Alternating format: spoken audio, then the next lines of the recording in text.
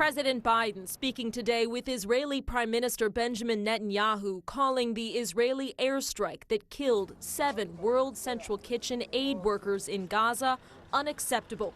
Secretary of State Antony Blinken saying President Biden pressed for concrete actions to address civilian harm, humanitarian suffering, and the safety of aid workers. Appearing to condition future U.S. support for the war in Gaza on Israel's next steps. If we don't see the changes that we need to see, there'll be changes in our own policy. Among the aid workers killed, 33-year-old American-Canadian Jacob Flickinger, who leaves behind a baby boy and a heartbroken family. We've lost our only son, but we're only 2.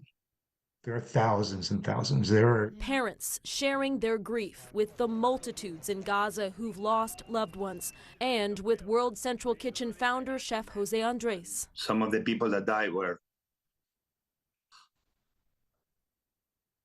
my friends, and I served with them.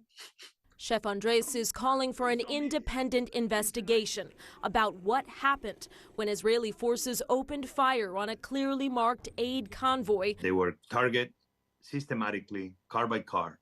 Israel says a preliminary review found the vehicles were misidentified in the dark of night, calling it a tragic mistake. It shouldn't have happened.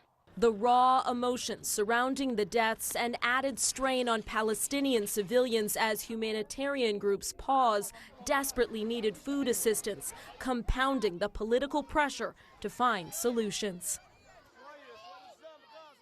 In Washington, Alice Barr, NBC News.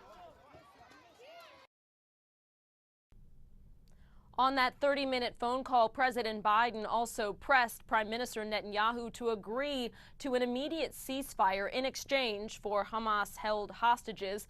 Officials said that President Biden told Netanyahu if he does not agree to that ceasefire, U.S.-Israeli relations could significantly change. In Washington, Alice Barr, NBC News.